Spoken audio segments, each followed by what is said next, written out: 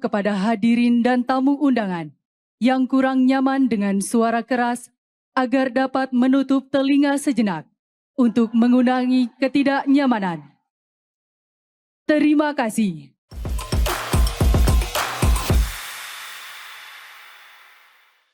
Kebersamaan Presiden Prabowo Subianto, Jokowi dan Wakil Presiden Gibran Raka Buming Raka dalam upacara HUT ke-81 RI di Istana Negara menimbulkan kehebohan.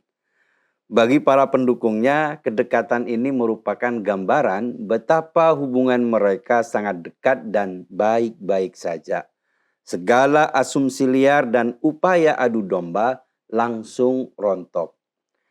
Tapi memang tidak semua orang melihatnya dengan cara yang sama.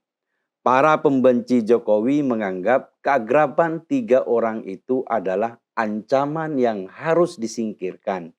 Dari sana muncul berbagai opini yang dipaksakan. Isinya berupa kebencian, provokasi, dan bahkan berbau fitnah.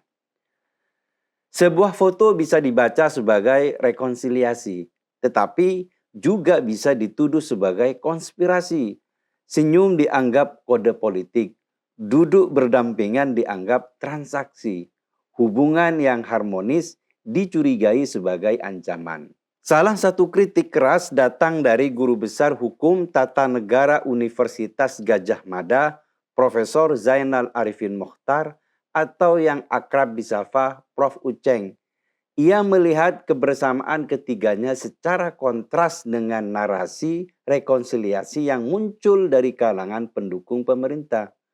Dalam pandangannya, tiga tokoh tersebut justru mempresentasikan kerjasama elit yang dianggap tidak cukup berpihak kepada rakyat dan berpotensi mempertaruhkan masa depan bangsa demi mempertahankan kekuasaan.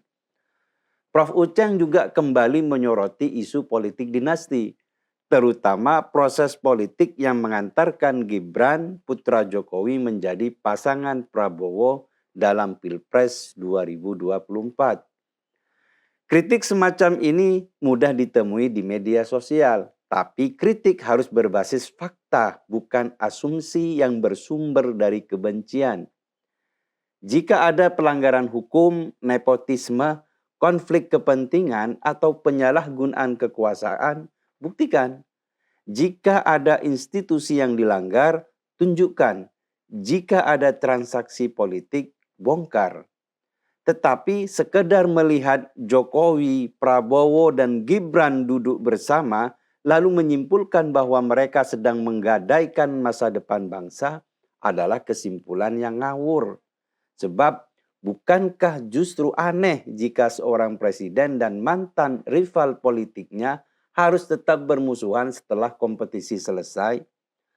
Prabowo dan Jokowi pernah berada di dua sisi yang berlawanan. Pada Pilpres 2019, keduanya berkompetisi secara keras. Namun setelah pemilu selesai, Prabowo memilih masuk ke pemerintahan Jokowi. Langkah itu tentu dapat dikritik secara politik, tetapi ada satu pelajaran yang tidak boleh dilupakan. Rivalitas tidak harus menjadi permusuhan permanen. Demokrasi bukan mekanisme untuk mengabadikan dendam.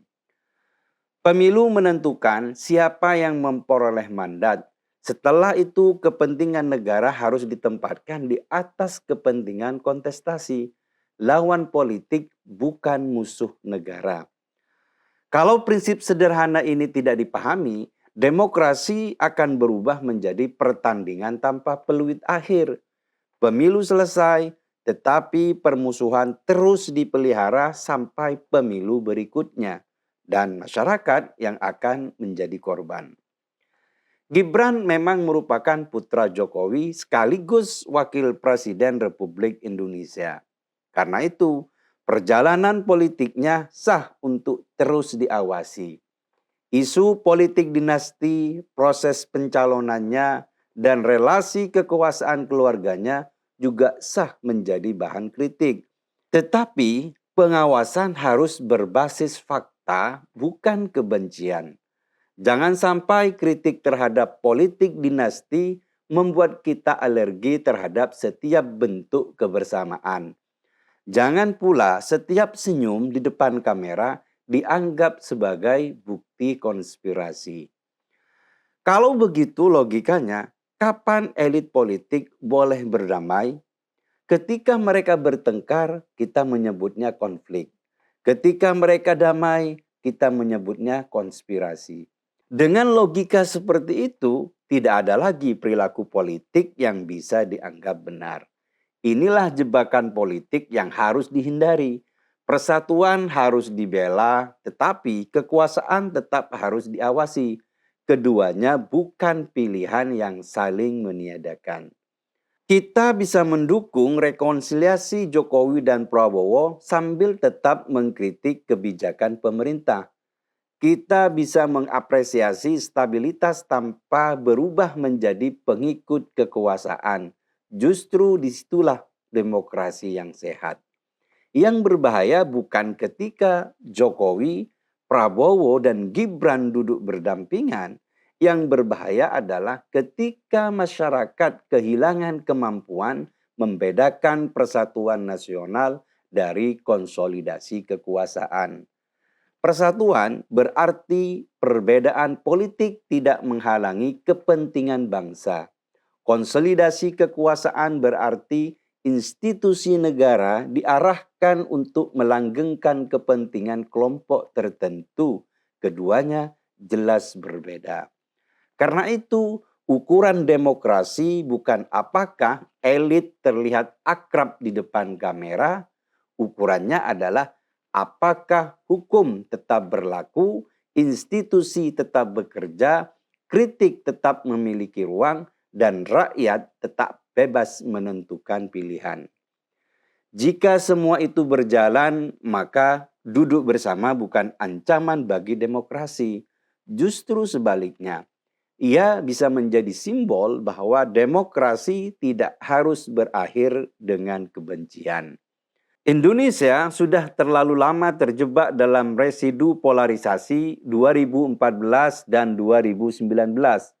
Label cebong, kampret, kadrun, oligarki, dan berbagai istilah lain pernah membuat perbedaan politik berubah menjadi permusuhan sosial. Padahal setelah pemilu selesai, lawan politik tetaplah warga negara. Sudah waktunya politik Indonesia naik kelas. Bukan berarti kritik harus dihentikan.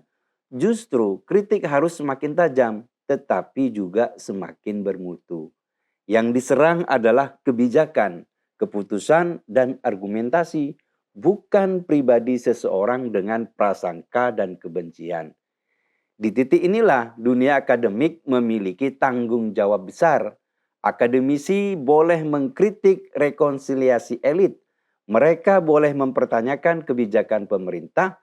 Mereka bahkan boleh mencurigai adanya kepentingan tertentu. Tetapi kewibawaan akademik justru terletak pada kemampuan membedakan fakta, analisis, hipotesis, dan opini. Sebab sebuah tuduhan tidak menjadi ilmiah hanya karena keluar dari mulut seorang profesor. Begitu pula, sebuah kritik tidak otomatis benar hanya karena menggunakan istilah-istilah akademis. Sebaliknya, mengakui bahwa kebersamaan antar pemimpin memiliki sisi positif juga tidak otomatis membuat seseorang menjadi pendukung pemerintah. Kita harus keluar dari politik hitam putih semacam itu. Mungkin ada kepentingan politik di balik kedekatan para elit. Sangat mungkin. Politik memang selalu berisi kepentingan, tetapi tidak semua kepentingan politik adalah sebuah kejahatan. Jika kepentingan politik menghasilkan stabilitas, mengurangi polarisasi, dan menjaga kesinambungan pemerintahan, maka yang harus dilakukan publik bukan mencurigainya secara membabi buta, melainkan mengujinya secara rasional. Jokowi dan Prabowo telah mengajarkan satu hal yang sangat berharga untuk kita semua, rekonsiliasi. Mereka memahami bahwa setelah kompetisi selesai, yang harus dimenangkan bukan lagi ego kelompok, melainkan kepentingan Indonesia. Dan ketika mereka duduk berdampingan dalam upacara kemerdekaan, kita seharusnya mampu menangkap pesan yang sederhana. Politik boleh keras, tetapi Indonesia tidak boleh terus-menerus terbelah. Itulah kedewasaan dalam berdemokrasi.